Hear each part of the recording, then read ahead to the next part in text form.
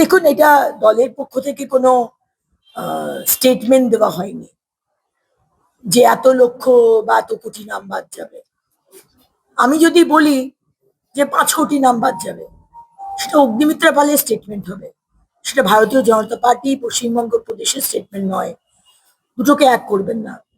দ্বিতীয়ত হচ্ছে, কত নাম বাদ যাবে সেটা ইলেকশন কমিশন জানবে, সেটা সাধারণ মানুষের বা বিজেপির কর্মীর জানার কোনো এখতিয়ার নেই, অধিকারও নেই।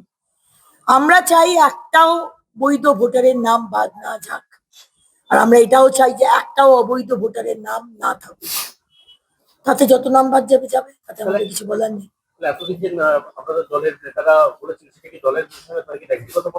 অ্যাবসলিউটলি। দলের স্পোকসপারসন যখন কোনো কথা বলবেন, তখন সেটা হয়ে যায় দলের মতামত।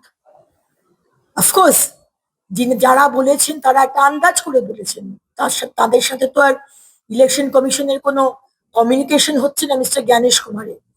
আন্দাজ করে বলতে পারেন, হ্যাঁ আমরা আন্দাজ করে বলতে পারি যে হয়তো 1 কোটি নাম বাদ যাবে, কারণ আমরা দেখতে পাচ্ছি যে লক্ষ লক্ষ মানুষ যে এসআইআর হলো, অমনি টালা ব্রিজ, সল্টলেক, স্বরূপনগর থেকে পালাচ্ছে। এরা কোথা থেকে এলো? এরা কারা? এরা কি টিএমসির ভোটার? এরা কি মমতা ব্যানার্জি লক্ষ্মীর ভান্ডার দিয়ে পুষে রেখেছিলেন যে প্রত্যেক ইলেকশনে বাংলাদেশি রোহিঙ্গা তাদেরকে ভোটার কার্ড তৈরি করে দিয়ে তারা আপনার ভোট দেবে? হ্যাঁ, আমার আবাসের বাড়ি নেবে, আমার ছেলে মেয়ের চাকরিটা নেবে, আমার লক্ষ্মীর ভান্ডার নেবে, আমার বাড়ির জলটা নেবে। হতে দেবো না আমরা। আমরা বলেছি আমাদের যেটা মনে হয়েছে, আমরা বলেছি 1 কোটি হতে পারে, 1.5 কোটি হতে পারে, 50 লক্ষ হতে পারে, আমাদের আন্দাজ। কারণ আমরা দেখতে পাচ্ছি আশেপাশে কিভাবে রোহিঙ্গা, মুসলমান, ডুপ্লিকেট, শিফটেড ভোটারদের দিয়ে মমতা ব্যানার্জি ইলেকশন করিয়েছেন। কি হলো হঠাৎ মমতা ব্যানার্জির এত অসুবিধা কেন এসআইআরকে নিয়ে? কেন এসআইআরকে নিয়ে মমতা ব্যানার্জি আপনার এত অসুবিধে? আপনি তো পার্লামেন্টে দাঁড়িয়ে 2005 সালে এক গুচ্ছ কাগজ ছুঁড়ে মেরেছিলেন। আপনি প্রতিবাদ করেছিলেন যে বাংলাদেশ থেকে অনুপ্রবেশকারীরা ঢুকছে। তখন বলেছিলেন কারণ তখন মুখ্যমন্ত্রী ছিলেন না, সিপিএম গভর্নমেন্ট ছিল। আর আজকে বলছেন কারণ তারাই হয়ে গেছে আপনার ভোট ব্যাংক, তাই না? কিন্তু বাংলার মানুষ তো আর বোকা নয়। সুতরাং এসআইআর হবে। আবারও বলবো, একটাও বৈধ ভোটার যেন কাটা না যায়, আর একটাও অবৈধ ভোটার যেন না থাকে। দেখুন, এটা দলের পক্ষ থেকে কোনো স্টেটমেন্ট দেওয়া হয়নি যে এত লক্ষ বা এত কোটি নাম বাদ যাবে। আমি যদি বলি যে 5 কোটি নাম বাদ যাবে, সেটা অগ্নিমিত্রা পালের স্টেটমেন্ট হবে, সেটা ভারতীয় জনতা পার্টি পশ্চিমবঙ্গ প্রদেশের স্টেটমেন্ট নয়। দুটোকে এক করবেন না। দ্বিতীয়ত হচ্ছে, কত নাম বাদ যাবে সেটা ইলেকশন কমিশন জানবে, সেটা সাধারণ মানুষের বা বিজেপির কর্মীর জানার কোনো এখতিয়ার নেই, অধিকারও নেই। আমরা চাই একটাও বৈধ ভোটারের নাম বাদ না যাক, আর আমরা এটাও চাই যে একটাও অবৈধ ভোটারের নাম না থাকুক। তাতে যত নাম বাদ যাবে যাবে, তাতে আমাদের কিছু বলার নেই।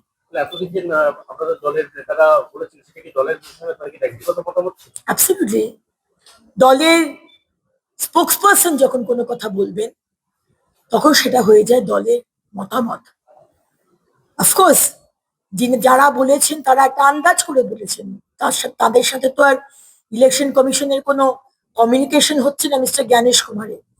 আন্দাজ করে বলতে পারেন, হ্যাঁ আমরা আন্দাজ করে বলতে পারি যে হয়তো 1 কোটি নাম বাদ যাবে, কারণ আমরা দেখতে পাচ্ছি যে লক্ষ লক্ষ মানুষ যে এসআইআর হলো, অমনি টালা ব্রিজ, সল্টলেক, স্বরূপনগর থেকে পালাচ্ছে। এরা কোথা থেকে এলো? এরা কারা? এরা কি টিএমসির ভোটার?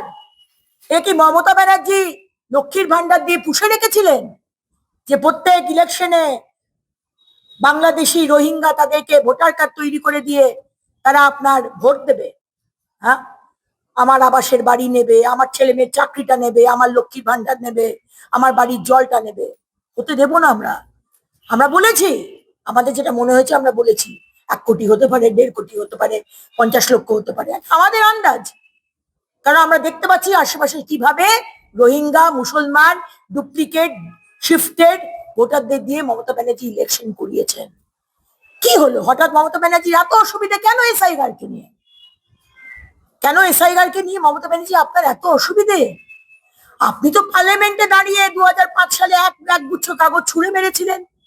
আপনি প্রতিবাদ করেছিলেন যে বাংলাদেশ থেকে অনুপ্রবেশকারীরা ঢুকছে, তখন বলেছিলেন কারণ তখন মুখ্যমন্ত্রী ছিলেন না, সিপিএম গভর্নমেন্ট ছিল। আর আজকে বলছেন কারণ তারাই হয়ে গেছে আপনার ভোট ব্যাংক, তাই না? কিন্তু বাংলার মানুষ তো আর বোকা নয়। সুতরাং এসআইআর হবে, আবারও বলবো, একটাও বৈধ ভোটার যেন কাটা না যায় আর একটাও অবৈধ ভোটার যেন না থাকে।